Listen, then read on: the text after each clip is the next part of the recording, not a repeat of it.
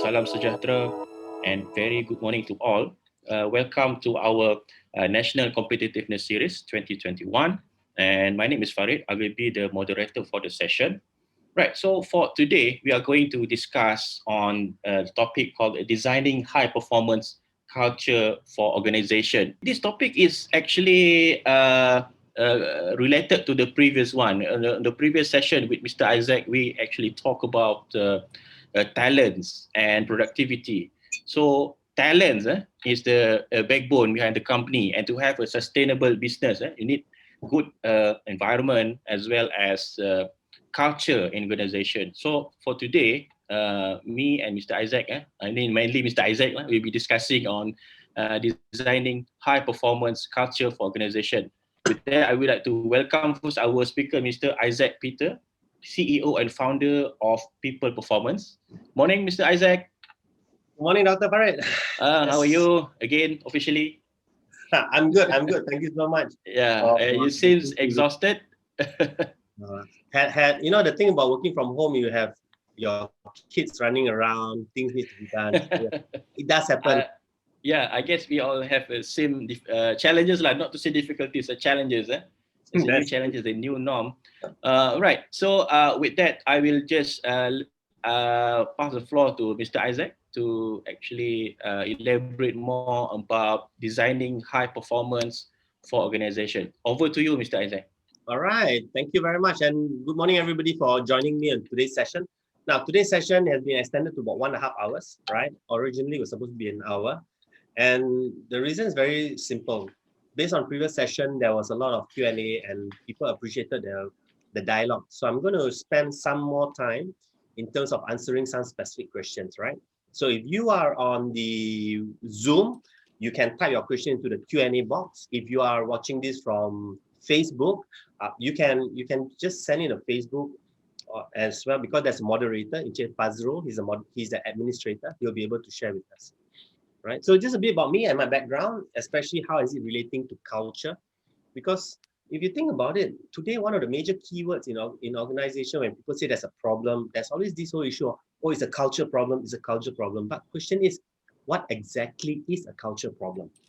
Right, so let me give you a bit more background. So I run a organization called People Performance. Is a learning and organizational development company. So what we do is a lot more in terms of solutioning of working with clients to address, in essence, culture issue, right? So we specialize in 3 areas: leadership, because leadership shapes culture. We do culture in terms of how do you holistically shape a culture of the organization, and finally, how do you build teams that supports the culture? So that's where it comes from. I'll just share some experiences, and you notice my experiences is a fair bit mix of Singapore and Malaysia, because after graduating from Malaysia, I went to Singapore to work. I've been there. Even until now, I'm a PR there, so I still do projects in Singapore. And these are some of the bigger projects I've worked, 18 months, 24 months sort of culture program. Now, I'm also licensed to use Barrett's culture tool, and I'll share this at the end of it when I share a bit more in terms of some of the services we do in area culture. But what's important is to recognize that culture can be managed, culture can be designed, and culture can be implemented in a deliberate way. The reason I say that is very simple. I have come across leaders who kind of basically kind of give up and felt that culture can't really be done. Nothing can be done because culture is people. Yes, it is true that culture is people, but we want to recognize that there is something that we can do in the area of culture that's going to achieve what we want, right? Now, what I like to do in this 1.5 hour session, there are basically 5 points that I would like to be able to bring across. Firstly, gain a working understanding of organization culture.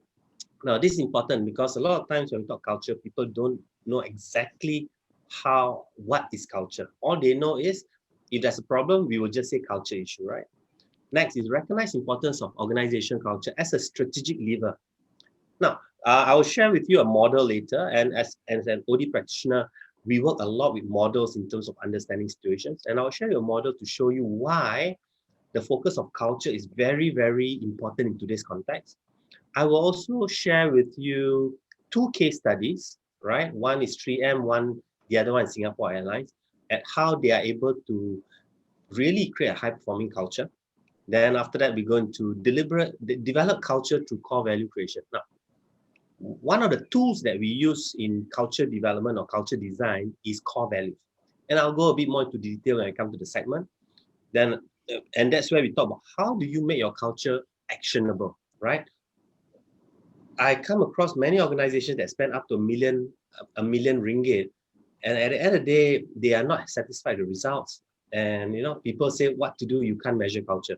So I'm going to share with you that actually culture can be measured, but at a specific level. And finally, we're going to what's next. So designing is great, but how do we implement it? So I'll share some very basic steps on that. Now, my presentation is broken down into 4 areas. All right. First is going to be culture as a strategic lever. I'm going to show you exactly how it's a strategic lever. Then we're going to talk about so actually I've changed the sequence of 2 and 3. The second one, we go into how do you make culture actionable? And I'll share with you clear steps that you need to take. Now, but obviously I'm not able to give you a specific answer because the culture development is very much dependent on your industry and your positioning in the business right now. Then after that, I'm going to talk about barriers to high performance culture. So I'm going to create awareness or get you to realize what are the things that will hinder the process of developing a high performance culture. And finally, I will share with you how do you move it from a design stage. So let's say you have you have designed a good organization culture. How do you move it into implementation and execution? And I think that's where everybody is looking for, right? So let me start by first taking a step back. And if you work with any OD practitioners or OD consultants, this is going to happen to you. Whenever you talk to us, we will always take a step back and ask you to revisit certain assumptions, ask you what are your understanding of certain areas. So I'm going to do exactly the same because I'm an OD consultant. First thing to do is, when we talk about high performance culture, there are actually 2 areas that we want to look at. The first one is what is high performance? It's easy to say high performance, but what's in high performance? And afterwards, I'm going to get you to go into Mentimeter. I will give you a code for you to share with me your perspective of high performance. And this is very important because if we don't know what's in the container called high performance, it's not going to make any difference. That's one. Secondly, I'm going to talk at least explain a bit more about organizational culture. What is that? I can definitely tell you, organizational culture is not a workshop, right? So I'll share the story behind that later.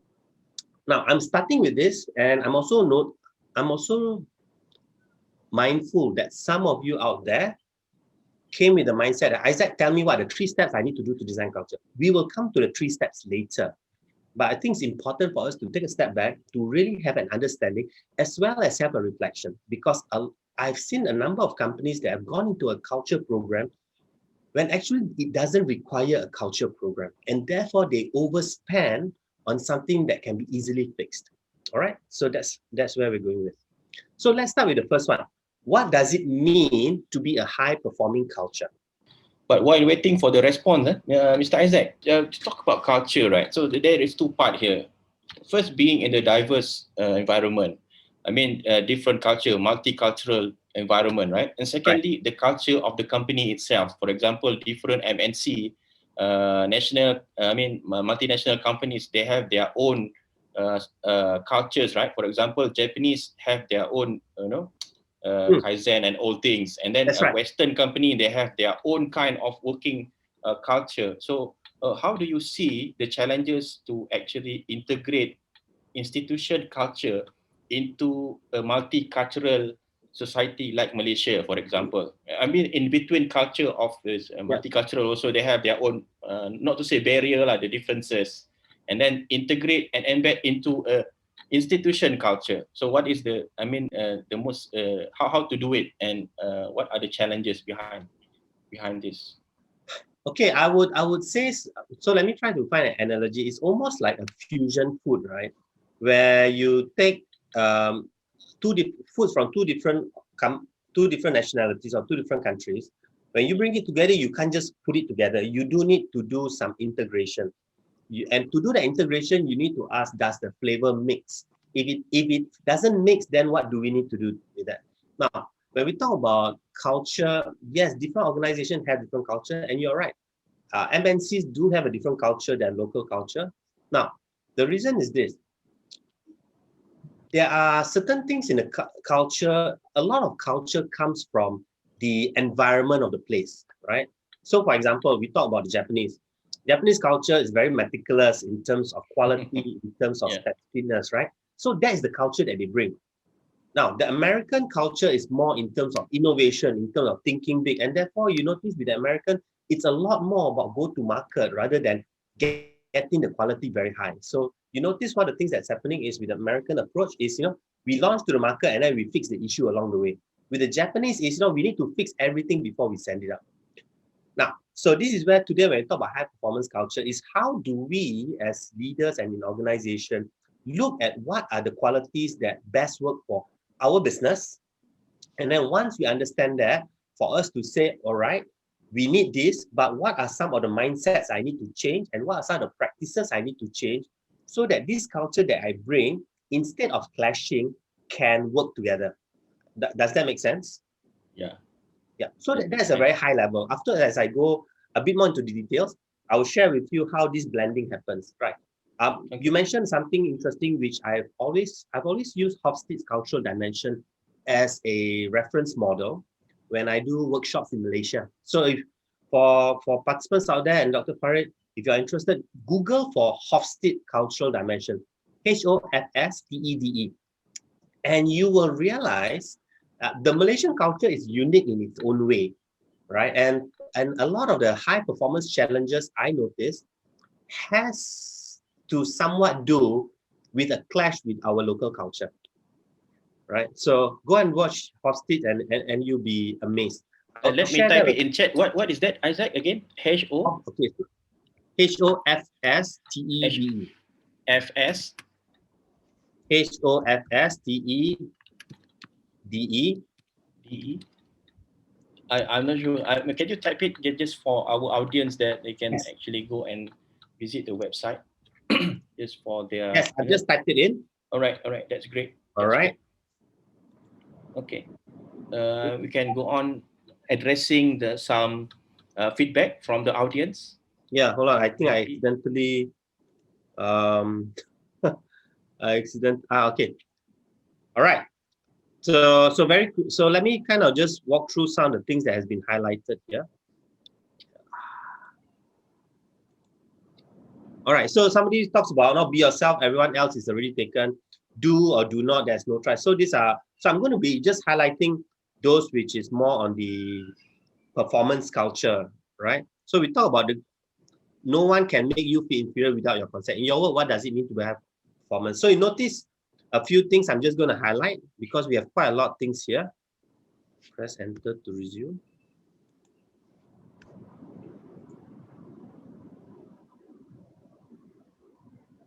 All right. Sorry, because there's quite a lot of comment, but some got stuck.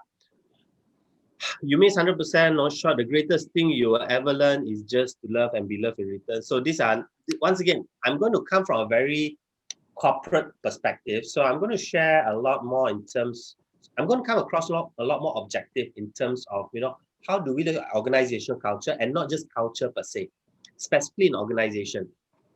So as I go into this, let me kind of give an idea that an organization is a system. Like for example, if you look at a clock, every gear affects each other. Likewise, in an organization is the same. Now, the organization is a culture by itself because the culture serves that system. The culture may not serve another system. So going back to what Dr. Farid asked earlier on, why is it some culture works, some culture doesn't? And as I was sharing with you about Hofstede was done in the 70s because Professor Gerd Hofstede, or they pronounce it Hofstede, he was working at IBM and he was wondering actually why is IBM in Asia, IBM in Malaysia, it's quite different from IBM in US, despite the fact that organizations have a common vision and mission, has a common set of core values, but the behaviors are different. And that's how he ended up coming up with a cultural model. What he discovered is national culture affects the organizational culture to a fair bit. Now, there are papers writing about criticism to his model, but I find his model is a useful reference point as a starting point, right?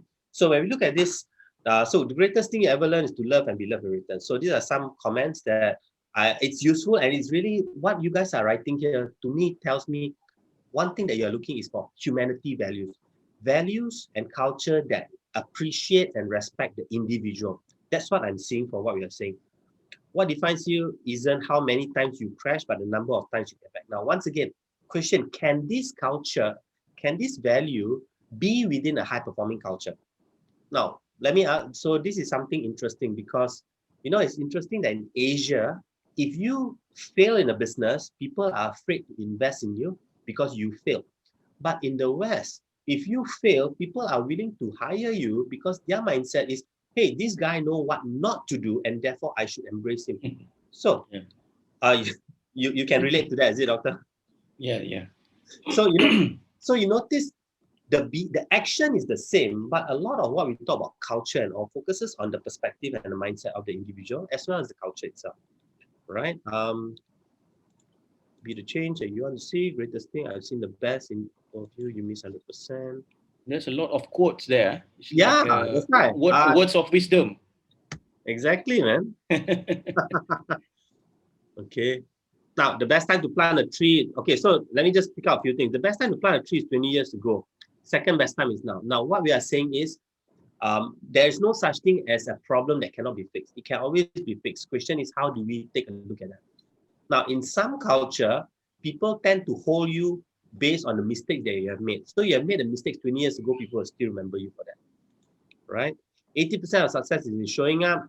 Um, okay, so it's interesting. I have a different perspective on high performance, right? And I will share with you the two most important days in your life. Okay, so now while I appreciate these quotes and it's nice, I'm looking in terms of what does it mean? What's the granular part of it? Okay. Yeah. Okay, so but just now I saw earlier on, I saw somebody mention in terms of achieving results, exceeding results, right? I saw someone that wrote that earlier on, and I think I want to pick up on that because if you want to look at culture, so let me move back to our slides.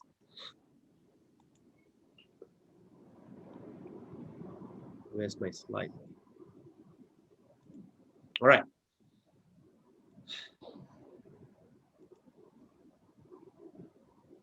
Sorry, yeah, my antivirus keeps popping up.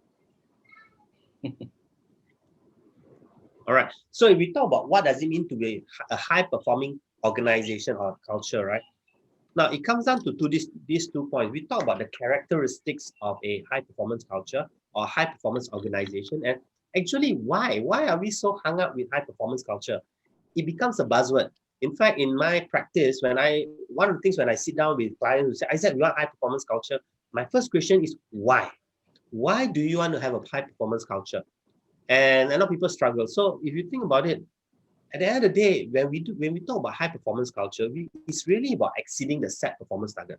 So if you set a target and you have been hitting it, even if you do not have the word high performance culture, you are already a high performing organization. So we want to be very clear of the definition.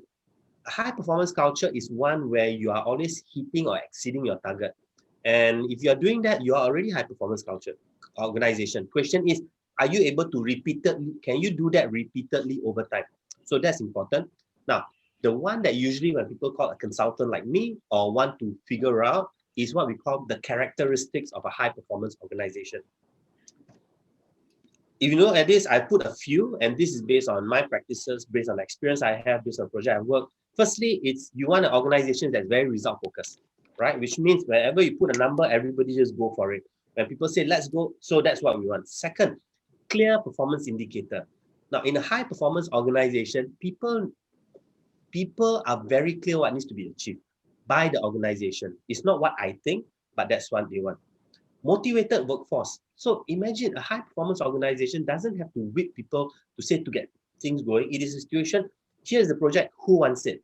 And people want to go, people want it, right? And then after that, so with a motivated workforce, and this is where a lot of organization is investing even into trainings, team building, the whole idea, and especially the whole area of employee engagement. It's really about motivating the employee. That is the crux of employee engagement. And then agile. Now, agile talks about change. If you think about it, one of the reasons today we are talking about high performance culture is because businesses are driven by customer and business is driven by speed, right? When we talk about customer, we are talking about customer satisfaction. In the olden days, a company does well if nobody complains about product, which means if there's no complaint, it's good. In today's scenario, it's not enough that people don't complain. You want people to rave about it. You want people to say, hey, great product, I love the company. You want people to do that. So it's a lot about satisfaction. So that's where agile is important. It is no more about what we do is enough, it's about whether people are buying us, right? So once again, I earlier on Wednesday, I shared with you about GameStop. We are coming to realization customers have a lot more power to keep us in business. So being agile is important. And what does it mean to be agile? Simply put, whenever there's a change, people are able to quickly go with it instead of getting upset, resisting everything. So agile means we are able to change direction quickly and willingly. That's as simple as I can explain the word agile. Now, collaborative.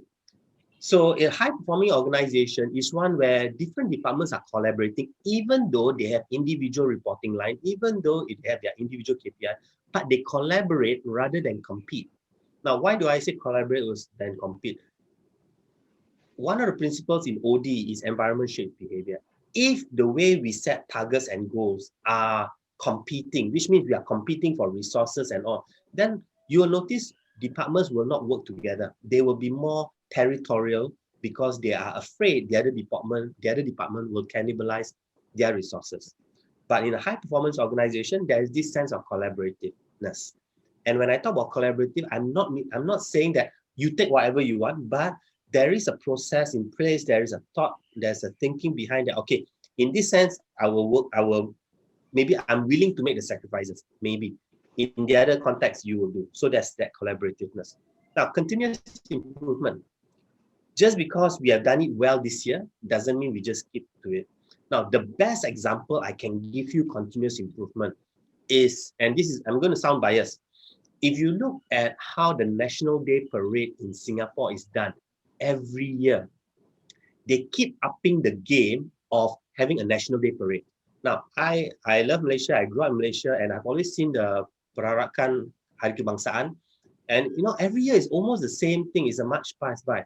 But when you watch Singapore's National Day Parade, it's entertaining. In fact, it's so good because of the continuous improvement, right? People literally buy free tickets just to attend the National Day Parade. That's how excellent it is, and it comes down to continuous improvement. Let's learn not to be satisfied with last year's result. Another example, which I think this is great, is IKEA. If you look at IKEA, the way they do is every year they will bring the price down for the same product. This is all because of continuous improvement. And finally, open communication. In a high-performing organization, there's open communication. Now, open communication doesn't mean everybody knows what the CEO is doing. That's not open communication. Open communication here, if there's information or communication needed to get the work done, they have access to it. It's not a situation of a black box. I don't know, so let's just assume, right? So open communication in this context is about the ability for the employees to have access to the information and to the communication and talking to the right person when they need to get a job done. That's what we mean. I think we have feedback from Okay. Mr. Azman Abbas. The units of an organization must understand the direction of the organization is going. Then they can work in the same wavelength at their own capacity to achieve the goal together. I think this is also relating to the leadership and Yeah. how the subordinates or the workers actually can understand where the captain of the ship is leading the way to. That's Yeah. right.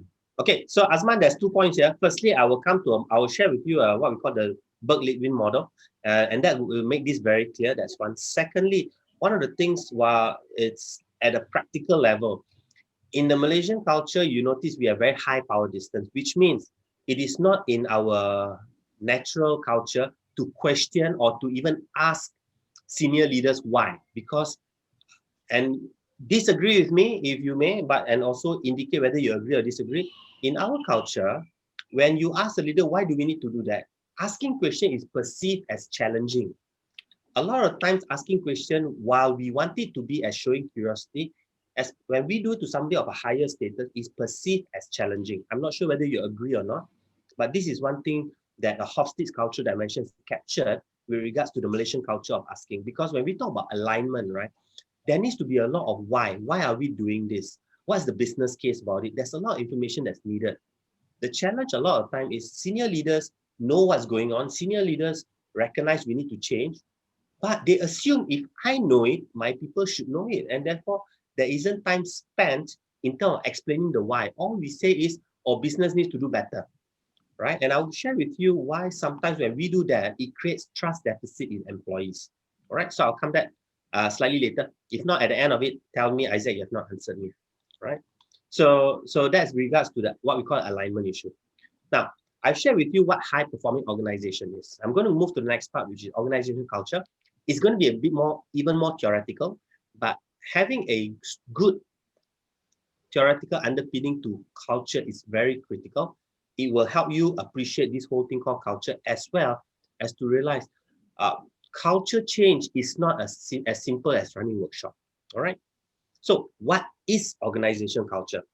Now, one of the guru, or what we call the father of organizational culture, is Edgar Schein. So Edgar Schein is a professor from MIT, right? And he talks about culture as a set of shared assumption, right? So he said shared, taken for granted, implicit assumption that a group holds that determine how it perceives, thinks, and react to its various environment.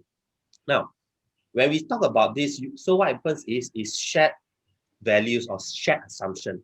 Now, in organization, especially like in Malaysia, where we are very high power distance, a lot of the assumption comes from the senior leader, come from the top, which means if the top thinks that way, that's how the organization needs to move, right? That's one.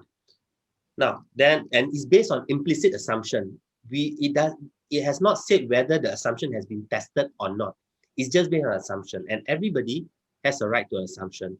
So part of questioning is because we need to know that, right? Very quickly, I just want to pick up somebody say people do not question because frequently you show different opinions, challenge status quo, right? Exactly to the anonymous question. This is exactly what I mentioned in the Malaysian culture. Asking question is perceived as challenging or even biadab or rude. Now, when I work with leaders in my leadership program, one of the ways that we work is how do you rephrase, how do you pad your question so it is not perceived as challenging, and that is very important in the Malaysian culture, right? Because you need to show respect. That is very big for us. Now, the other point I want to highlight, and I highlighted, is react to its various environment.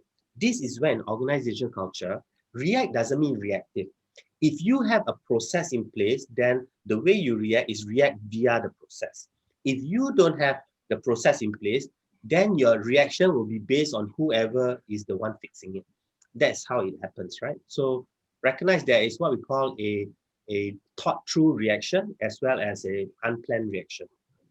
Now, so that is Shine's definition, and Shine's talk about, when you walk into the organization, you see the furniture, you see the people, you have a sense of what the culture is, which is why you start to realize one of the things a lot of companies do when they say we want a high performance culture is they want to make a fun workplace, got bean bags here and all, right? Or even PlayStation. Question is, have you seen a organization office where they have all these bean bags and everything, but nobody's using them? So that's why we talk about, what Yeah. exactly is the real culture versus what is the put on culture that they are creating, right? So when we talk about culture, and this is how what we call a working definition.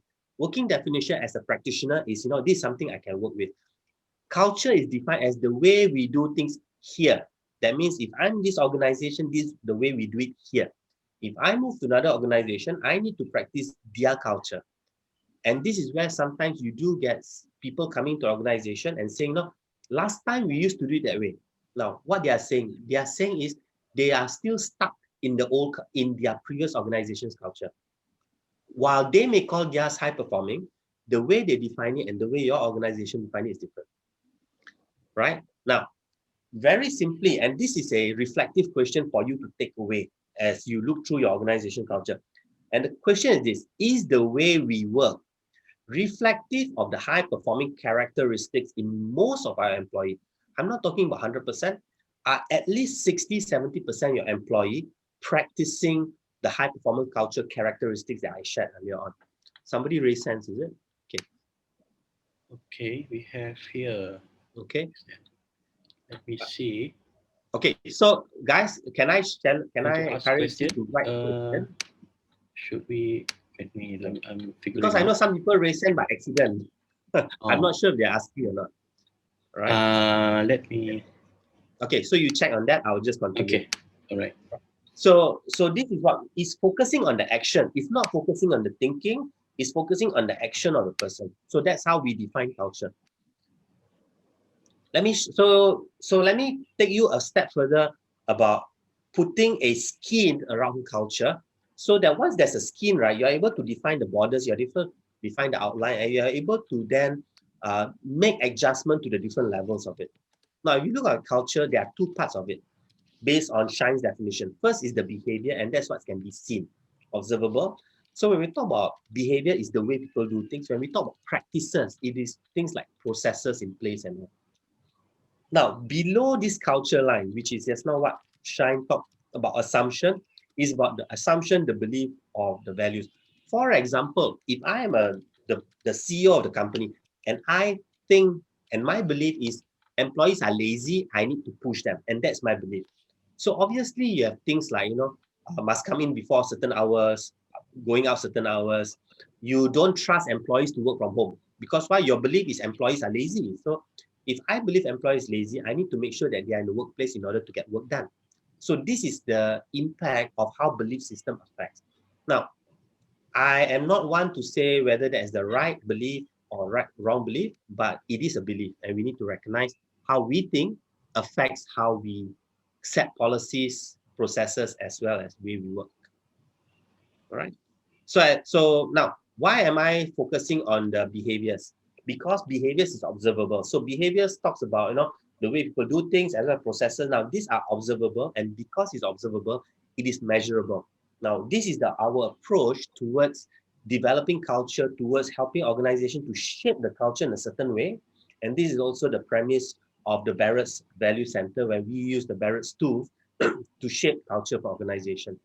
We can't do anything with assumption, values, and belief because it's internal, that's one. Secondly, values, beliefs, and assumptions are very, very personal. Going back to the Hofstede model that I shared with you earlier on, if you look at that, you'll realize the general Malaysian culture, and in that extent, the general Asian culture, is we take things very personally because we have always had this statement of what you do reflects who you are. What you do reflects who you are. But if you think about it, what you do really depends on the context. If you need to scold a staff, you have to scold a staff. You cannot be just nice all the way. But when you have this thing, what you do reflects who you are, that's where the Mr. Nice Guy appears in the way we do work. Right? I was just talking to a client yesterday, and the client told me this.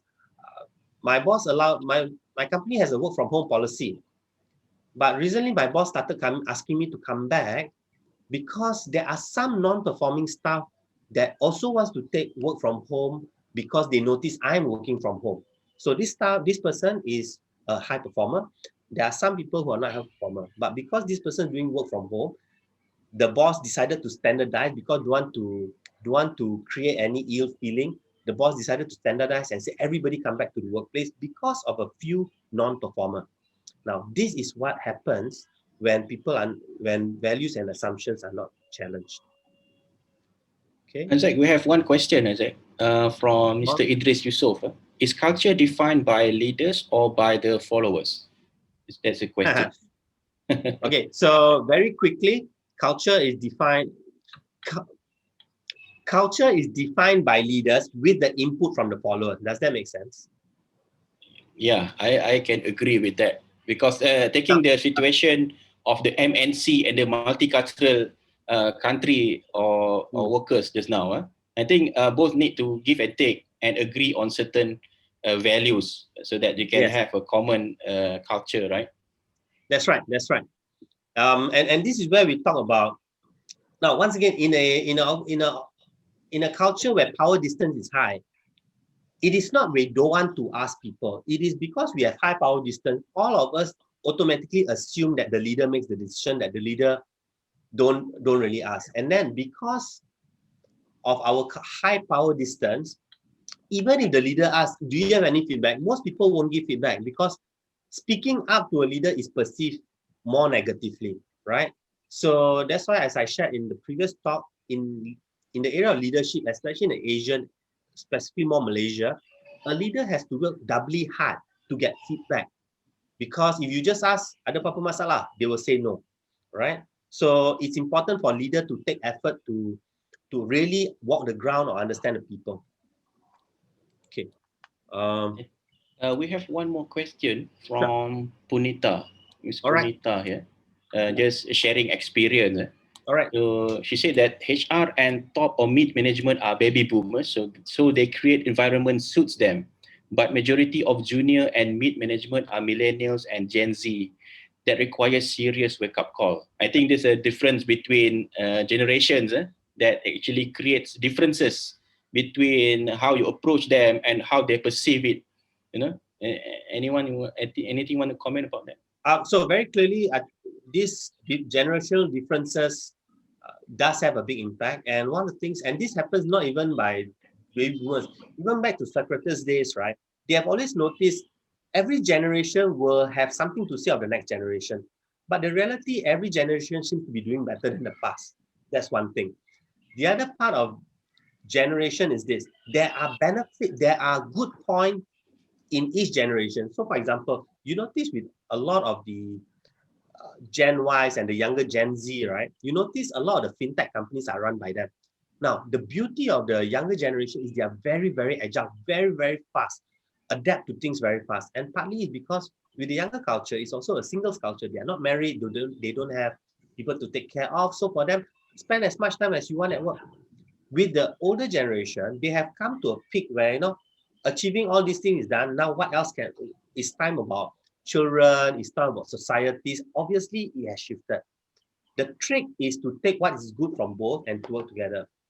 The challenge often is the conversations with leaders tend to be more adversarial than collaborative conversations. So a key skill in organization is communication, not just talking, but how do you talk, how do you interact? Yeah. So that is just to address. It will always be there, it will always be driven from the top.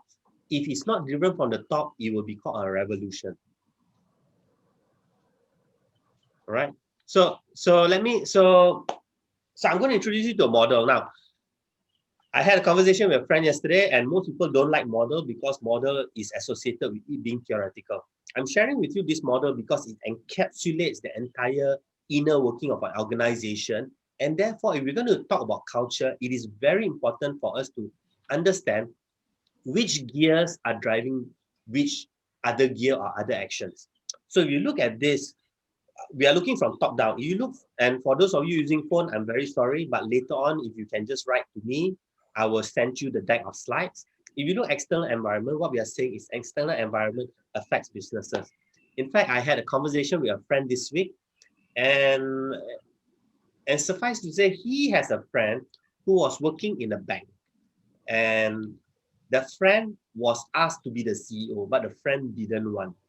And his reason is because if I'm the CEO and the political landscape change, I will be the first to go. So I thought that was an interesting analogy to bring this morning. We need to recognize every organization is affected by their external environment, right? For example, because of COVID, it suddenly made people realize if I'm getting staff to work from home, what is stopping me from engaging a freelancer from India to do analytics work because I pay a fraction of the cost than hiring a Malaysian?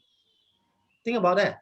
The whole COVID situation has realized that external environment now is not limited to Malaysia. External environment now is limited to the whole world. You can have access to expertise anywhere in the world because now work from home is being pushed. So as I talk about that, then you suddenly realize organization says, hey, you know what? I will retain some Malaysian because, and I'm being very practical. I will retain some Malaysian because, I want people to say, oh, we hire Malaysian. But there are certain key work I will be outsourcing it to India, to Vietnam, Cambodia, because I can get it cheaper and much faster and better quality. So that is external. Now, when you look at organization, and I mentioned organizations as a strategic lever, we need to ask, what do you mean by strategic lever? If you think of a seesaw, right, you realize if the center, then you need equal weight. If the fulcrum or the middle part of the seesaw is in the center, you realize you need equal weight. But if you shift it to one side, then you realize you can use a smaller weight to balance the other side, right? So this is more technical. Now, you bring that to organization. When we say it's a strategic lever, what we are saying is this action has a greater impact across the organization. That's what we mean by strategic lever. So let's start with the first strategic lever. The first strategic lever is the which is the top one. If you look at this, there is the mission, vision, and mission and strategy, leadership and culture. Now, if you look at the arrow shows the interplay between those factors. And you notice culture is a strategic lever. That means it affects the whole organization. So that's level one. The next lever, which is what called a tactical lever. So the tactical lever will be how do you operationalize the strategy. So it talks about structure. Now, structure talks about departments, functions, levels. Those are structure, organizational structure, right? And this is done. This is covered a lot more with practitioners doing organizational design. So that's structure. Now, management practices. That means you are talking about setting up KPI, SOPs, and all that's management practices. System would go in terms of your IT system, your HR system, whatever system that you have to get work done. So this is what you call your tactical lever, right? And the reason of this tactical lever, it is about how do you produce work. And the final one, which is what we call operational lever, which is more focused on the individual staff and the personnel. And you notice it is this operational lever that really talks about employees' performance. So you need to look this model from a top-down benefit, which means if you are going to make changes at the strategic level, then you need to be aware that it's going to affect the tactical level and it's going to affect the operational level. Now, if you are making a change at the tactical level, then you only need to make changes at the operational level. This is how you look from this model and how it gives a roadmap, a diagnostic tool to talk about culture change. And that's where you start to realize you don't always need to do culture change for everything, right? So this is the big picture of it. If you are interested, it's a Berg Litwin model. Uh, if you are interested, once again, drop me a note. I will send you a YouTube video of the person. He's still alive, sharing this particular model, right? So what happens in this? Just now, Chasman talked about leadership. You look culture and leadership. The leaders is very, very critical in driving the culture. Now you look at the structure. Structure talk about department. Now, HR is the department. The problem is a lot, not I noticed this in a lot of organizations. HR tends to be seen as the person in charge of culture. Wrong. HR is a structure. So it doesn't drive the culture. The leadership drives the culture in the organization. Now, this is important to know because at the end of the day, remember, one of the characteristics of a high-performing workforce is a motivated workforce. If you look, work unit climate, which means how do people feel when they come to the workplace? Do they feel that the workplace is toxic? Or do they feel that the workplace is embracing of change? Now, that will actually motivate or demotivate the staff to work. So whenever people say, I want a high performance culture, you cannot run away from looking at the operational lever. And if you look at that, there's this thing called individual needs and values and skills and jobs. In the yesteryear's generation where our needs are basic, people just need food on the table. The individual needs easy. I have money, I have money, I can buy food, I put on table, we eat happy, next day I go to work. In today's generation, people are no more about food. It's about what type of food I want to eat. Should I use Grab to order or not? That's one. Secondly, there's this thing about values. Are we aligned? Do I feel the organization respects my values? Right? So that goes in terms of what Dr. Farid talks just now in terms of how do you bring about Western culture and Asian culture together? All this will create the performance, right? Okay, so I'm Mr. going to. Isaac, can we Yes. take a question from Sure, the audience? sure. Yeah, from Ronnie Ng, I Yeah. observed the Intan ADO. I'm not sure what is this Intan ADO Oh, and what is that short form for something? I'm not sure. this one Intan is the Malaysian, the Intan. Yeah, yeah, training center, but Yes. ADO is what? I'm not sure. And Okay. MNC management trainee Uh, culture seems to be consistently aligned with organization. Is it due to selection or training? it's a combination. So selection. So this is where we talk about hiring practices. Right now, I'm focusing on behavior. I'm not focusing on thinking. Right. So if you look at behavior, because the Malaysian culture is very much top down, the Intan training and this are, I think with military and all, it's very top down driven. So you look at high performance organization. Actually, the military is a high performance organization, and the people who comes in will stay. Those who cannot will get out.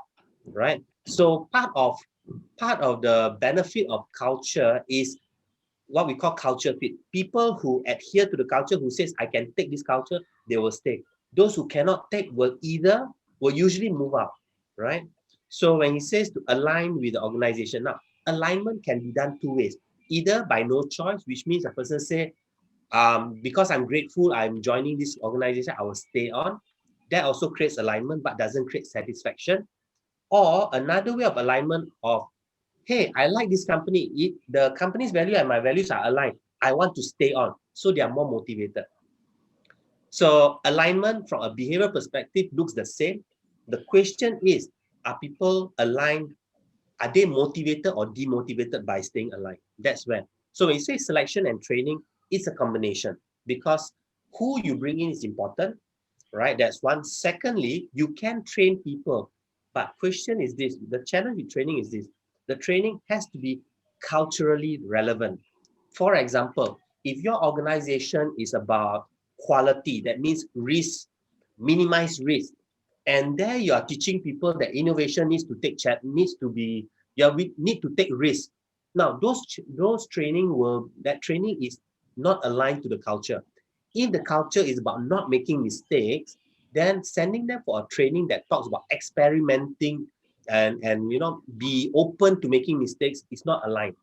So that kind of training will not work. But if you have a training that's aligned to the culture, then it works.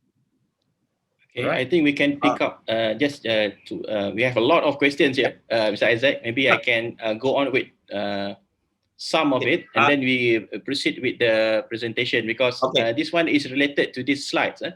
Mr. Isaac, Yeah. how Yeah. to translate this model into the government structure? That's a Uh, question. okay. I'm going to give you my take on it, and as I shared, I'm quite a straight shooter.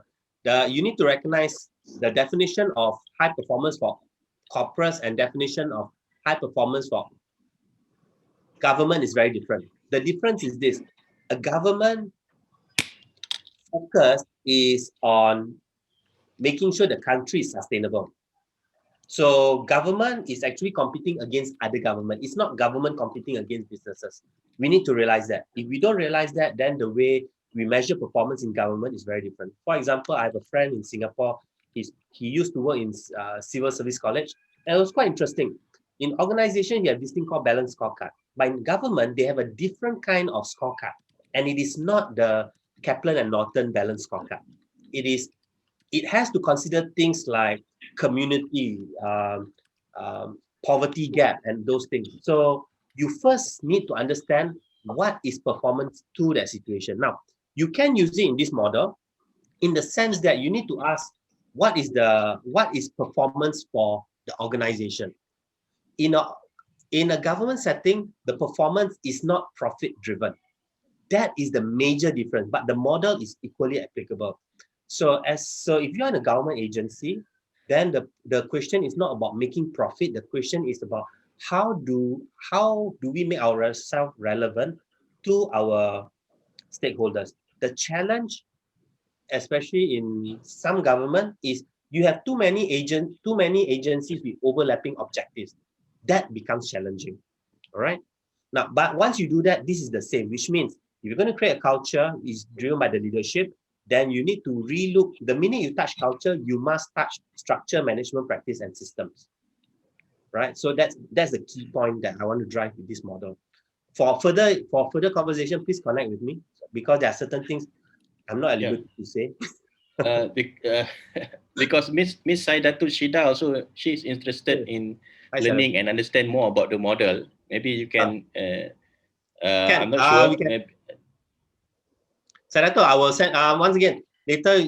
You just drop me an email. I will send you all the video to really go. This is a lovely model to work with organization. Now it's practical. The problem is some people, the minute you say model, they just switch off, right? So this model can be used even in government sector, uh, all right? I take okay. it, Doctor, you also face the same thing, right, when it comes to model. Okay. Okay.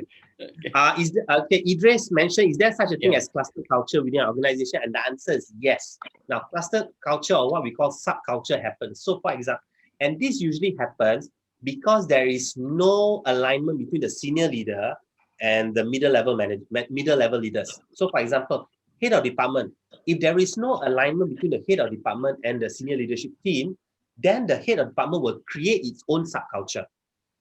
And because in the I don't know, I will use the word Malaysian and Asian culture interchangeably. In the Malaysian culture, we don't communicate explicitly. Everything's implicit. Once again, check out Hofstede model. Everything's implicit, which means we don't talk about it. And that allows for department heads to create their own culture because they don't see the organizational culture as benefiting that department. So yes, it happens. And I will share some general points on how to create this. A key point is alignment and buy-in. Oh yes, if I were to take this back to Ronnie's earlier question, right? Mm. So because he says alignment, but if you have alignment without buy-in, then subculture happens, or what you call cluster. If you have alignment and buy-in, that means willing alignment, then there will be what we call similar culture. Okay. Yeah. I just wonder if Yeah. it is not aligned. I think the head department will not be at that position after all because they will not be appointed. I think that usually happen, right? Maybe they Um. appoint people for those who are aligned with them. And how can they appoint someone who are not aligned with them at the Exactly. middle management? Yeah, so when we say align with them, it depends on the culture. If the culture is very relationship driven, then appointment is because you are loyal and I can trust you. But if your culture is meritocracy or highly performance driven, that means I will promote you even if we are not really aligned, but I know that you will do things for the company, then I'll promote you. So you're right. Alignment depends on the culture. Generally, if you look from a business perspective, Asian business tend to be family business. That means we bring in family members and the focus, and this is what one CEO told me, Isaac, blood is thicker than water. So he would bring in his own people because he said you cannot trust outsiders. And that's generally the Asian way of working. The Western way of working is competency based. If you can do the job, you do it. In fact, if I'm not wrong, the child of Mercedes is a shareholder, but it's not in the senior management. He actually works in one of the subsidiary or something like that. He doesn't want to be the senior leadership. My point is this: with the Westerners, in general, the Western approach of business, even if it's called family business, is very much competency driven, or meritocracy driven. So that is one of the major difference. But it still goes to alignment. Okay. Can Now, we take one more question before you proceed your okay. next slide from Sure. Datuk Dr. Muhammad Kenali? Sure. Does culture manage leaders or leaders manage culture? Because to some extent, organization culture contains leadership. Okay, great. So leaders manage and shape culture. That is the definite. The challenge in our context is because we don't want to offend people. That's one. Secondly, we always have this conversation of I don't want to spoil his iron rice bowl. That is the conversation because of Malaysia, we are very much people culture, which means don't do anything to hurt people, don't do anything to push people, don't pressure people, don't insist. That's very much our culture. And therefore, you notice the whole, in the Malaysian context, leaders are not shaping culture the right way because leaders are more concerned with, I'm a good person, so I need to be good to people. That's one. Secondly, is belief system. The belief system here, which is tend to be more, what we say, spiritual belief system. And therefore, we don't think from an organization perspective. We think from a spiritual world perspective. And that doesn't fit. Because as I shared, the way organization is designed is based on the external environment. When you talk about spiritual belief system, it does not consider the external environment. So leaders must shape culture, and I'm more than happy to engage in conversation on how we do that. One of the things is to be able to separate your identity from your role, which means who I am and what I do is two separate things. If you notice, in the Asian culture, we always say what you do reflects who you are.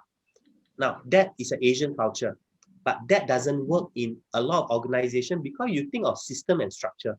The minute we are practicing KPI, the tendency is we are actually bringing the American system, the Western system, which is very competency driven, not relationship driven.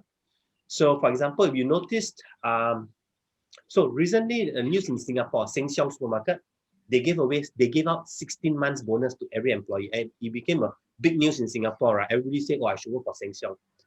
And what Sheng Siong was doing is it was actually implementing very Asian culture into their businesses, where every shop, the employee has a stake in it. That means that shop profits, everybody shares profits. And that is very much an Asian way of doing business, not about high profits. So we do need to reflect what kind of values we are putting into our organization. Very, very key on that. So I will still go that leaders drive culture. Yeah, which Yeah. is what we are talking about in this whole workshop. Okay. In relation to that, I would like to share a comment from our audience in Facebook by Mr. Sure. Muhammad Farhan. So the best high-performing culture is when leaders give the team the why, WHI, why, that people understand and believe, and the top management trust the team to deliver. And that is the opinion from Mr. Wan Muhammad Farhan from Facebook. Fair enough. I agree. It's about trust now. But the thing about trust is this: it has to be reciprocated. So going back to trust, one of the challenge I noticed, like in the Asian culture, when somebody say, when a leader is curious and want to find out something, and the staff said, "Boss, you don't trust me," the leader back off because trust becomes a very sensitive thing. So one of the quick tip: if you are a leader and your employee say you don't trust me, you want to reply that you say it's not about trust, it's about accountability. Because if I know what you're doing, I'm able to help you. So that's a very quick practical tip that you can use with staff who says, "Boss, you don't trust me." Now, trust means if I give you trust, you must reciprocate me with efforts or results. Trust is not a bottomless pit. Trust do have a certain depth, right? Just like you throw a stone in a well, you want to hear how deep the well is. It's the same with trust. If I give you trust, you must reciprocate it to me with results. So question I said, do you mean trust is conditional? In an organization context, trust is conditional. You need to earn trust. Trust is not just given. Digressing to culture and the Malaysian culture, you realize because of the Malaysian culture, trust is given, trust is not earned. So just because you're higher rank, you expect people to trust you. That is not the way organizations work. All right. But I do agree with what he said, especially the why.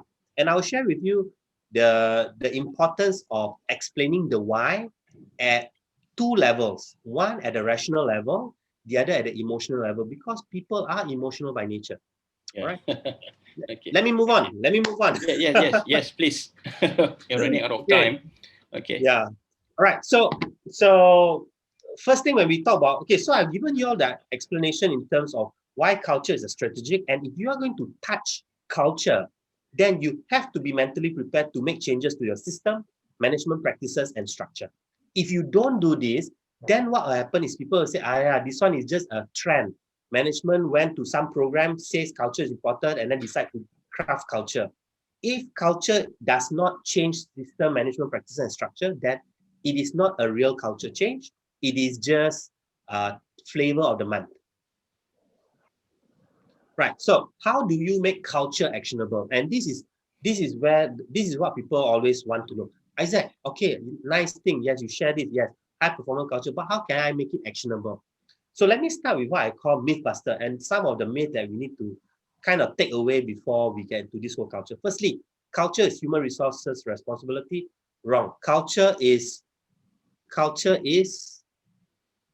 responsibility of the leadership, which means leadership is the one that's driving it. Can HR can facilitate, but leaders have to drive the culture, right? Very, very from the top. And the thing about culture is When we say leader, if it is a big organization, one of the things we need to do is to get the senior, what we call SLT, the senior leadership team or your C-suite to be able to agree on. When I say agree on, you need to be able to practice it and demonstrate the culture and not just say yes, sign on paper. I've seen too many cases where the senior leadership will have a document, everybody signs, but the senior leaders themselves are still practicing the old culture. And guess what? People will observe the senior leaders and say, if they are behaving that way, I should just follow, right? So let me give you an example with regards to the leadership part. So I did a program, I did a 6 month program for a client of mine and for department managers. And what happened was we were focusing on one module where we made the head of department for the heads of department to actually collaborate with one another. Now, what happened was 3 months into that program, what they told me was their supervisors and technicians who saw them now collaborating closer started collaborating among themselves. And that is the power of leadership. If you demonstrate it, people will follow. So leadership one. Second, culture is soft, right? So one of the common comments is, Isaac, how to measure culture? I mean, culture is about people, culture is about, this is what I want, but how do you measure? Now, you can measure culture at the observable level, which means at the behavioral level. And the Barrett's culture tool that I use, we do this in a very a unique way. But the most important is this, you must find some way to measure culture. The caveat is this, the measurement may not be a perfect measurement. Nonetheless, you need it in order to give some sense of direction. So third one, culture is a workshop, and I like to bring this in because, when I first came back to Malaysia, I had requests of culture, and the main thing is, Ajak, can you run workshops? And I asked them, okay, have you done this? They say no, but our boss told us that we want to talk high performance culture, so can we craft a high performance culture workshop? Now, a workshop can only create awareness of what high performance culture, but if you don't make changes to your system, structure, and management practices, it will not work. And the final one, employees who don't change have attitude.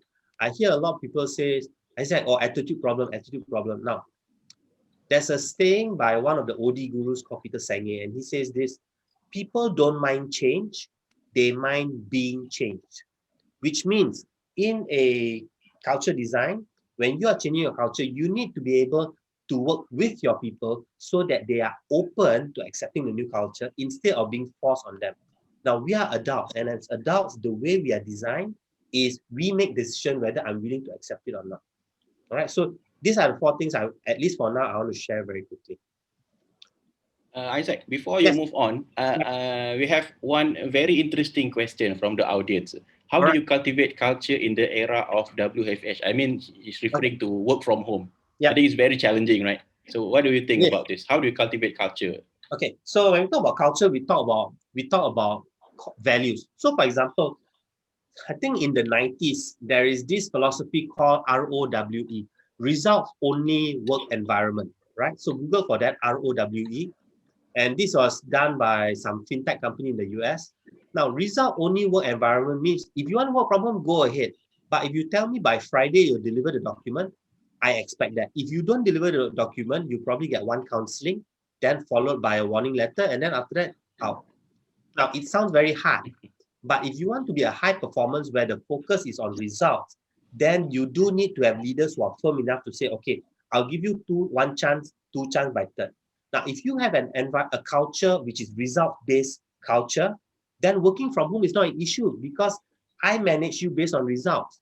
The reason why a lot of leaders are currently grappling with work from home, and you realize during work from home, you realize a lot of managers are checking in more frequent. It feels micromanaging because you know why? They are managing activity. They are not managing end results. So that is the problem. So if you want to make work from home easier, firstly, the high performance culture you want to have is results driven, right? Which means every employee needs to recognize if they don't submit the work on time, then there is a repercussion to that. That's one. Secondly, and I find this with quite a few of my clients, the employee does the work and then jam because they get stuck, right? They actually wait for the leader to come to them and find out what's going on. So usually what happens is this, they have 1 week, By the third day, they face problem, they keep quiet. And then at the end of 1 week, the boss comes and say, dah siap belum? And then they say belum. And they say, why? Say got masalah. And then the boss say, but why tak tanya saya? Then they just keep quiet. I'm not sure if that's a familiar scene. Where when we talk about a result work environment, it is a situation where we put ownership on the employee to say, if you have a problem and you don't raise it up to me, it becomes your problem. If you raise it up to me and I don't help you, then it's my problem. So that's the kind of environment you want in high performance. I hope that addresses it. Okay. Okay, so now when we talk about making culture actionable, we use what we call the head, heart, hand model. So head is about cognitive, which is logic. Now, when we talk about logic, there are a few things leaders need to look at. Firstly, determine if the problem is a culture issue, right? Because culture is going to affect everybody.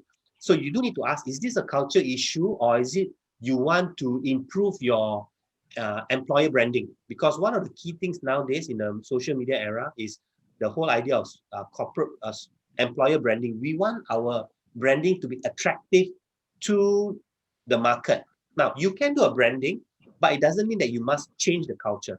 So you need to ask, is it a culture issue? One. Secondly, let's say one department has a problem. Question, is it the HOD is the problem or is it a culture issue? My experience is if it is a culture issue, it is affecting all the departments similarly, right? Now, if you have 5 departments and 4 departments have the issue, 1 department don't have issue, then I suspect that department that did not have an issue, the leader must be very innovative. He knows how to play around the system, which in this context is good. But I will look at the majority. If the majority of it have problem, then I think it's a culture issue. That's one. Secondly, senior leadership team must support the culture. So I was in Singapore, we did this particular project with the client. And what happens is every senior leader became a values ambassador. So every month they are supposed to write an article on that particular value that supports the culture. They need to be able to demonstrate. And when we do onboarding program, that leader will come and share about the values.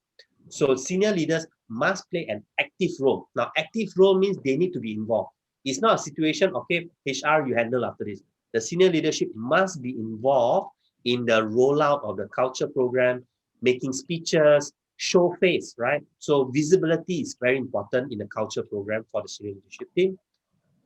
And then also what we call define the case study. That means why are we doing culture change? Now, as an employee, as an engineer down there in the production, I will be wondering, why are we changing for the sake of changing? Because, everybody's busy. So the senior leadership or the organization has to come up with a very strong case. For example, we have been losing market share. Our operational cost is increasing, though our revenue have not. It has to be very clear. And we need to be able to point why this is happening. Because if not, people will say, oh, this is not happening because the leaders are not paying attention. It's a very common statement, but we need to be able to anticipate all the questions people will ask and start working on that communication deck. Now, then define values that supports the culture. Now, so for example, just now we talked about, what do you mean by values? So we talk about personal values, things like honesty, transparency, hardworking, those are values. But when we talk about culture, we say, I want an open culture. Or for example, I want an agile culture. What does agile culture means? I will share with you a case study afterwards to demonstrate that, right? So you need to define values and then focus on the values in order to create a culture. Don't just say, oh, culture. The biggest problem when people do designing a culture is they become so hung up with, oh, the culture has to sound like this, has to sound like that they actually forget values. What I will share with you afterwards, the 6 steps in you need to define the values, then only talk about more about culture. So that is the head part, which means we need to have the plan. And that is very cognitive. Next thing is heart. So heart is about emotion. We need to recognize our workforce is emotionally charged. Humans are humans. Now, for that, you need to make the employee feel the culture and the values resonate with them. So if you're going to say our culture is a young culture, then, you need to be able to allow people to come with jeans, right? To allow people to come with colored hair, because it's a young culture. You cannot say, oh no, must still wear suit and everything. That doesn't look young, right? So you need to recognize that and resonate with them. So for example, the values shouldn't be one which is just purely customer driven. It should also be employee driven, right? Ensure the values is bi-directional, and this is what I mean. So a lot of companies talk, oh, we are customer centric, but the focus is we are just focused on customer. What about us? Right? So some innovative organizations start saying, okay, there's also such a thing called internal customer, and that's how they make the values bi-directional. That means it's towards the customer or towards the market, by the same time towards the employee. Now, then when we count about hand, so hand talk about action. Firstly, make it easy to implement. Second, once again, determine whether the problem is culture. So this is how we want to look through at a very strategic, structural approach. Any questions or do I move on? Yes, we have one question Okay. uh, from the participants. And just read it out. We have three questions actually. Just come in. Maybe go for the first one. Okay. I believe first day join the organization, the culture need to adapt and continuously adapting when the top management change. How to ensure the staff able to follow and tolerate with new culture if the top management is changed every 2 or 3 years. I mean, when they talk about agile, yeah, organization also agile. I mean, true. People come and go, so we need to actually train new staff, new leaders come in. So that is a challenge. All right. So I will answer this in two ways. Firstly, to achieve what you want, you need to have a very strong middle management. That means your HOD has to have high level of trust among themselves. Right? Now, why do I say that? If the promotion comes from internal, no issue because they are at the same level, right? So you notice about this. If the organization is doing well, promotion tends to be internal. If the organization is doing badly, the position of CEO comes from external. Why? Because if the organization is doing bad, then the assumption there is a culture issue in the organization. And even if I hire somebody from middle management up, it still is the same culture. And therefore, when an organization is doing bad, the tendency or the drive is towards more external because you want to bring something new and introduce something new. Now, the thing is this. In order to minimize change, you want to have a strong middle management group. It has to be strong. That means they will work with each other. If they are not, then the change will constantly happen because they are also struggling. That's one. Management will change. How do you start able to follow? Now, the second one is create so one of the values in the culture is it has to be agile. What I've done with some clients is I've actually proposed that, you want to purposely make small changes over time in the organization, so much so that when the first time you make a change, staff goes, we have to change. But maybe by the fifth time when change happens, they'll say, it's okay, let's just go with it. And they do it with a positive attitude. So you want to create a workplace where change is happening as and when. So for example, I shared this previously, the culture of hot desking. There's this particular client of mine, a friend of mine, his company, they actually turn their workplace into hot, and this was before COVID. They make it hot desking, and hot desking is a practice where you don't own the desk. After you work, you put your stuff in the cubby hole, and then next day you come and you set up. What happened was in the first 3 months, people were going and sitting exactly on their same desk because they are used to it. Then what he did was he purposely shifted it so that people have to sit other places. Now, beginning people are not comfortable, but over time people got used to it. My point is you must incorporate elements of change in your organization deliberately. Don't say it's a not nice things to do. And therefore, one of the mindset that we need to take over is people don't like change. That's one mindset. The other mindset we need to take away is change is uncomfortable, but how can we make it easy for them to adapt? So that's what we need to do. All right. So that's one. Most companies have ISO certification. Is it possible to use this platform as catalyst to ease with? Now, you need to recognize ISO. So correct me if I'm wrong. I used to work in manufacturing. ISO is not talking about high performance culture. ISO focuses on predictability, consistent quality. It doesn't say high quality.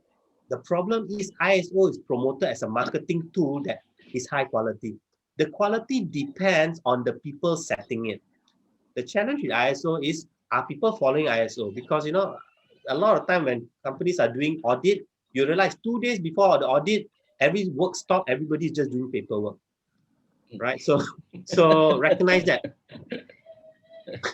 I'm talking on really practical stuff. Yeah, yes. I can feel right? you.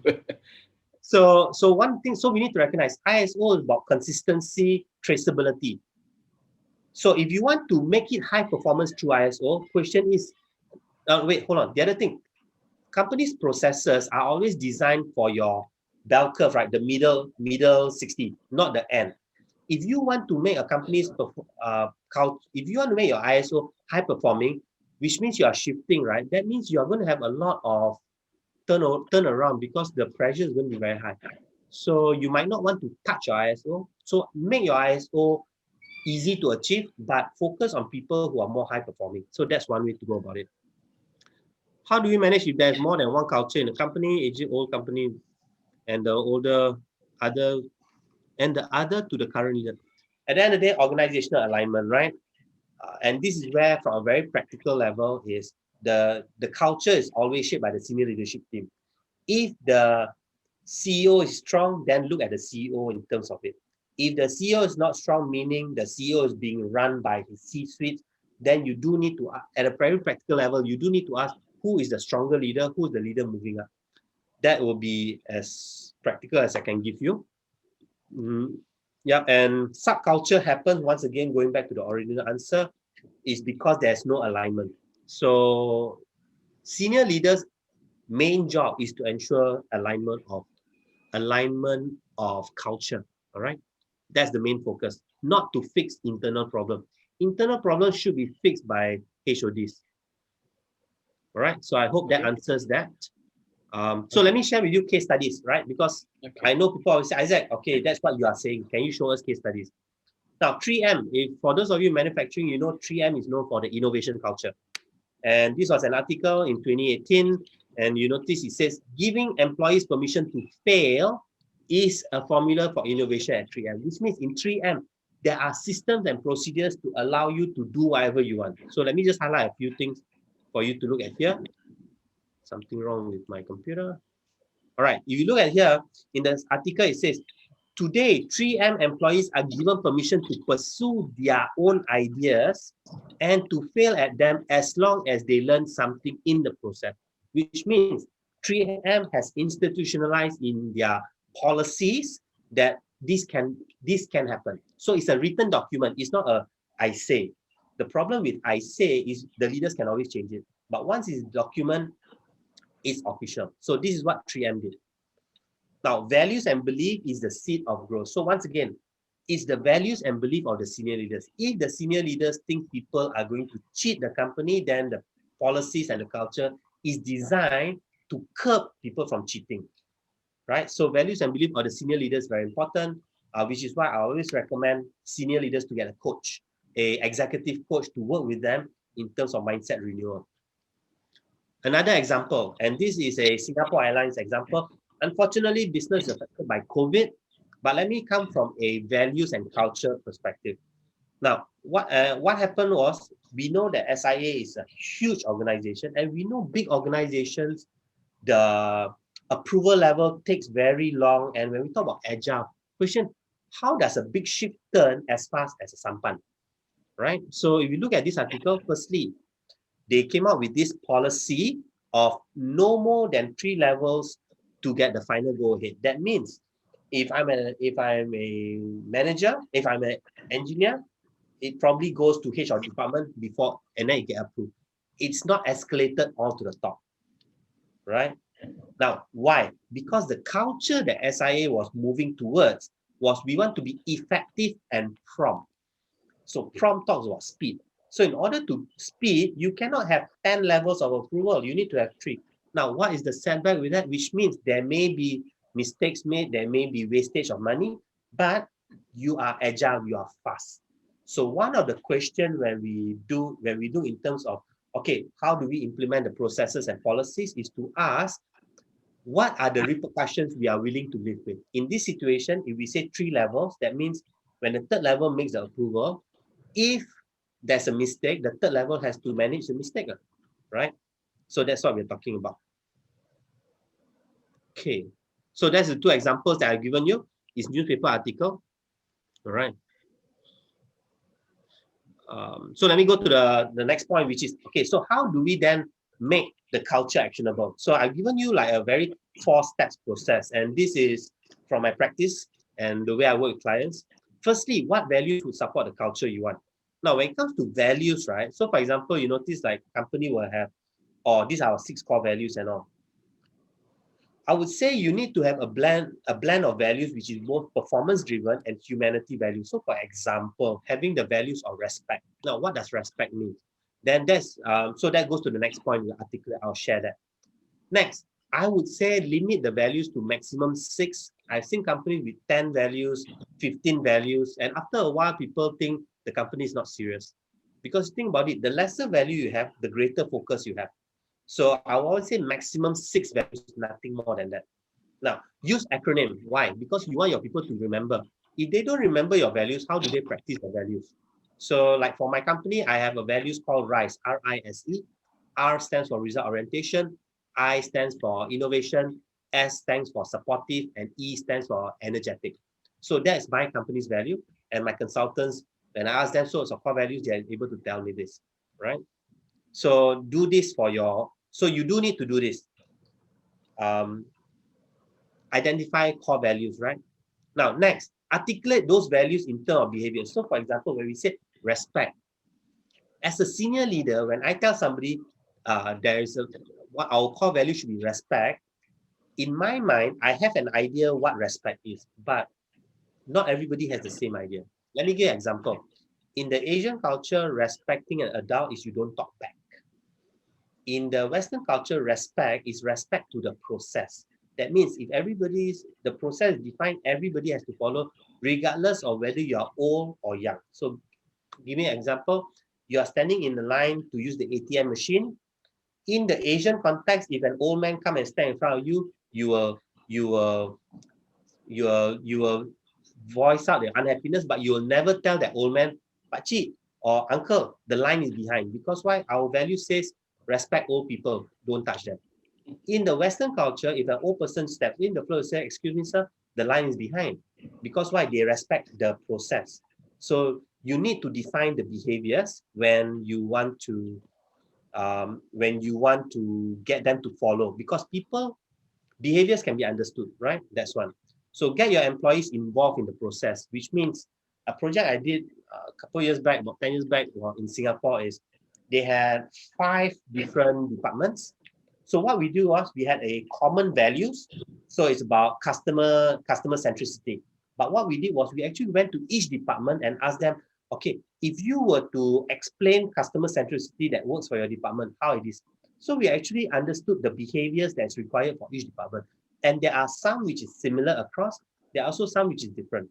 So once again, we then need to bring it up and say, okay, how do we define these values in terms of a behavioral statement that's applicable to all, right? So that's what we need to do. So question that you need to ask, is this behavior or action relevant to all departments or just one department? So that's the part. Next, in your design of your culture, you need to say, is this you need to ensure the structure. Sorry, is a wrong statement. Now, ensure the structure and system support the behavior. If you want your people to be more, for example, to work from home, right? Let's say working from home. So the structure, which means how's the reporting structure? Is it clear that you have a platform, that leaders are equipped to be able to do it? That's one. System. Do you have the VPN set up for them? Are you paying them to use their internet? So this thing needs to go in order to support that culture. And finally, reward the right behaviors. Because if they are behaving and they're not rewarded, then question, why should I follow it? Because everybody has a personal culture, right? Okay, so that's Isaac, yes. before that, we have question. This is very related to the values slide Okay, just now. all right. From Mr. Jose Elvinia Okay, from ASEAN Productivity Organization. all How right. much time do we need to develop the values if they are absent or not strong to create the culture the leaders want? Is it something can be done easily? Please give examples.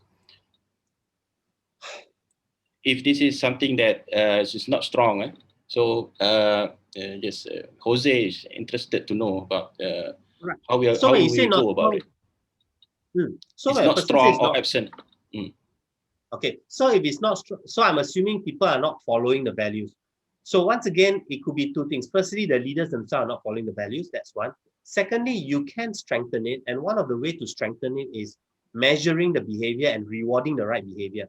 So going back to the point about reward the right behavior, so once again, the general culture in Malaysia is we reward effort as much as we reward result. And therefore, people say, as long as I turn up to work on time, it's okay. Because, I'm being rewarded for turning up on time. It is not I'm being rewarded for results. So that is one of the biggest challenge. So you're going to be more high performing. The focus has to be on results, not effort. One of the common statements I make with leaders is you want to acknowledge effort, but reward result. Because why? People will change their behavior based on result.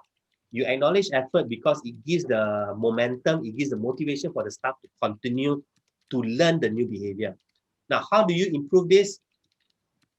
Firstly is coming up with very clearly defined behavioral statements. So for example, you say respect, then you need to say what does respect mean. Respect means that we do not raise our voice with each other even when there's a mistake that happens. Respect means that we don't accuse somebody without evidence. So you want to have very clearly defined behaviors. Now, step one. So then step two is you want to make sure that if a person follows it, you acknowledge. So either giving an award, or if the person is not following it, you want to reprimand that, right? And when you reprimand that, you want to do it in a way that is not embarrassing to the staff, but also something that everybody is aware such behavior is not accepted. How long really depends, because if currently the values are total opposite, then it's going to be very painful. If it's just a little bit, then it's not long. If you're asking me to give a time frame, I would say you want to change that is at least minimally 6 months. Minimally. How long? I can't tell you that. Right? So I hope that addresses Jose's point. Okay, shall I move on? Just to remind you, we have 2 more minutes. Out. Okay, for those who can stay on and wants to listen, continue, right? Because I probably have another. Yeah, we might end a little bit later. Okay. All right. So now it's important to understand barriers. So question is, Isaac, this is all amazing, but it doesn't seem to work, because in my company we got consultant, we did this, everything, but it's not happening. So I want to share in terms of the barrier at 3 different levels. The first lever, which is the strategic lever, and this has to do a lot more with the C-suite. Now, it's a legacy issue. A lot of leaders, not say a lot, that's not a fair statement. When a leader is reluctant to change the high performance culture, partly is because it's a legacy issue. They have created that legacy 10 years ago, and they're happy with it, right? So let me give you an example. One of my first projects when I first came back to Malaysia was with a manufacturing company. They are security printers, and back then they only have 200 staff. When back then they have 200 staff, the supervisors, I think probably about 8 of them, very closely knitted. And the analogy they use is we are a family, right? We are a family. So 2 years back, they engaged me to do another program for their supervisors. And now the company has grown from 250 people to about 600 people. So imagine, so there are more supervisors. And last time there was only one team of supervisors. Now there are 2 teams of supervisors. And what the leader was trying to do was to still manage 2 teams of supervisors the same way that he managed when it was just one team. And the realization we got, and so he was reluctant to change the way they work, because you know what? It used to work for me 10 years ago. So he's trying to do that. And cut story short, for that particular project, what we did was we actually got him to realize if he manages the old way, he's actually hurting more people. Now, bringing back to our conversation of barriers, if the leaders are reluctant to change, which means they ask HR to do and they're not willing to change their way, then the barrier starts at the strategic level, which means nobody wants to follow, because everybody will say, if boss is not changing, why should I change? Right? That's one. And then it goes into personal values and beliefs. So in the client's contact that I had, what we did was we actually helped him to reframe the concept of family, which means in the past, it was one family. Now that the family's children has given grandchildren, they have separate families, and therefore you do have one way, but you need to allow different families to do their own way. And actually the analogy got him to realize, oh, we are still family, but now we are family with extended families, and that actually helped them a lot. So that's the strategic level. Now, at the tactical level, non-alignment of system, structure, and policy. So let me share with you. I was asked to run a coaching program for supervisors for a FMCG company. Now, fast-moving consumer goods and their services. And one of the things they want is for the people to be very service-oriented. That means at the cashier, they want the staff to be able to talk and have communication with the clients and all. So I asked them, but are you still measuring them based on how many customers that they can clear? The answer is yes. So I said, if you're going to get the staff to engage the staff more, engage the customer more, wouldn't that take more time? They look at me quietly, but they say, but they still need to do both. Then I said, in that situation, your process and your measurement and what you want to achieve is all not aligned. So guess what happened? The training, while people enjoyed it, people didn't practice because everybody wants to get their bonuses, and bonuses is based on KPI, and KPI is based on processes. So therefore, they stick to the process, right? That's one. Secondly, challenge is buy-in with managers are low. That means departmental managers do not buy into the senior leadership's culture that they want. So this is where spending time, which is why when we do things like strategic planning retreats, the critical function, the critical thing that we do is spending time building relationship between the senior leaders and the middle managers, because if the relationship is built, actually the work part is quite easy, right? So that relationship. The third one where barriers will happen is operational level, and we talk about trust deficit. If there is no trust, everybody will protect themselves. If I am the staff at the bottom and you do culture and everything, and in the first place, you didn't even ask me whether it works or not, why would I think what you do will work for me? Because we have to remember the workforce today are more educated, has more access to knowledge, and hear things more frequent. So engagement of that is important. So trust deficit is one. Second barrier is competency. Now, skill is just doing one thing, but competency is, are they able to do the entire job completely? So for that competency, usually the focus is on training. So these are the three areas that can hinder your high performance culture in the organization. Right. So let me finish the last one, right? Because I know some of you need to go off, but let me finish the last one. Then after that, if you have any question, ask me very quickly. So now, so I've kind of shared with you in terms of how do you make culture actionable. So these are the 4 steps. And then I talk to you in terms of the strategic level, the barriers to performance, the barriers. The last one, okay, now I said we have designed the culture. How do we move it? So this is about change management, right? So change management is about, and I use Kotter's model when I do change. And these are perhaps the 8 points that I will highlight to you. Firstly, you must create a campaign. Don't just say, oh, we're doing culture change and keep it quiet. Because when you keep it quiet, people assume management is doing something funny. One. Secondly, people will think management is being biased or favoring some department. Second, create a cross-functional team to run, which means create a team which consists of all the HOD. Even if the HOD is resistant, bring them in, spend time to get him to be open. Third, equip managers to manage employees throughout the change process, which means you cannot, just because an employee can't complain, don't use the old way of, don't worry, everything be okay.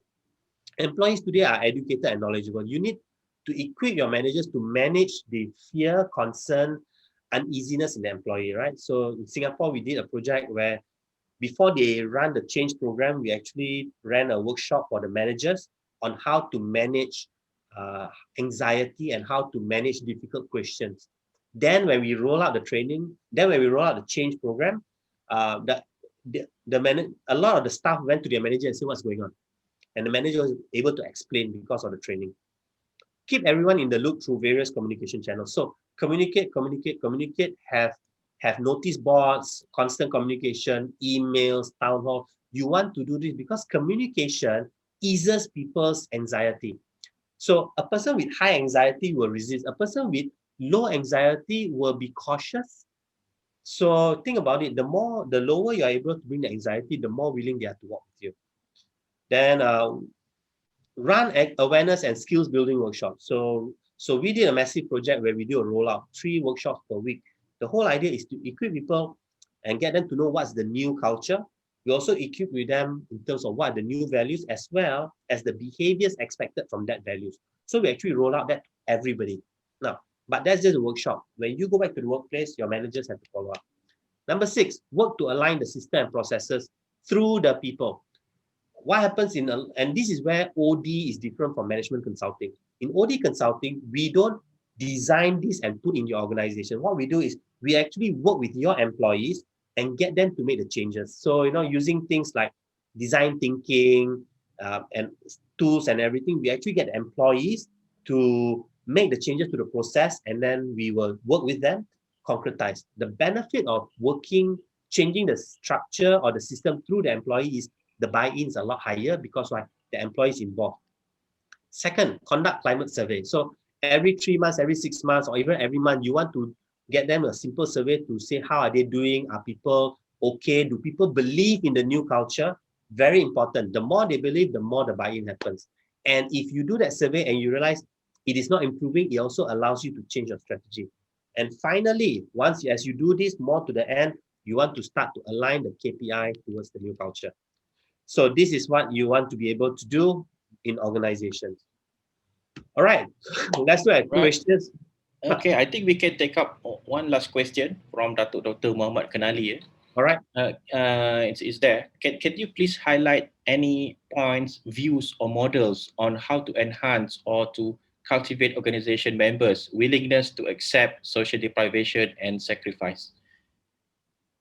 Wow, this is a tough one. I think Yeah. I think the easiest way is they must be able to see the leaders doing the same, right? The challenge is a lot of times leaders do things and don't show it, so the staff assumes that the leader is not experiencing it. Now, so for example, leaders need to engage in storytelling of the deprivation and sacrifices that they made, right? So using storytelling as a tool to actually help people see that, hey, it's not just my boss asked me to sacrifice, my boss also sacrificed. Now, so that is perhaps one of the most powerful way to get people to accept this point of view. That's one. Secondly, is about being honest and being real with the people. For example, if there are certain things you need to do, let people know we need to do. But guys, I know we can do it together, so let's do it together. So that's what you want to be able to push. Hopefully that addresses that. Yeah. And okay, I forgot to mention. Okay, for those who want to contact me, I've just dropped my email into the chat box. Thank you, Doctor. Hopefully the answers help you. Right. Okay. So do engage in storytelling. All right. So I guess it's all about the leadership by example. It goes back to that. All right. Yes, yeah. Yeah. Okay. So I So this think that's right. sorry. Yeah. So I just want to very quickly, because one of the things that I got was, okay, so is there any way we can do now? My organization, we provide 3 services when it comes to culture, and I use Barrett's. Firstly is to assess. So what we do is the client wants, we actually produce the report, which requires all their staff to respond, and then we'll work with you to report. The second service we do is construct. So we will then organize a strategic planning retreat with the reports that have been done, and we will work with the senior leader to craft the culture.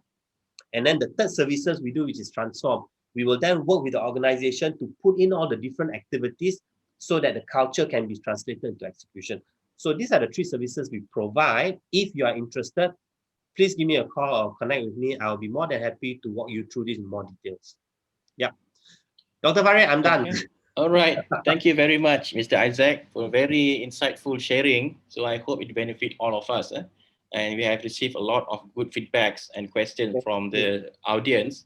And I think that's all for today. We have exceeded the time again. So sorry. Okay. So I think that's all time that we have.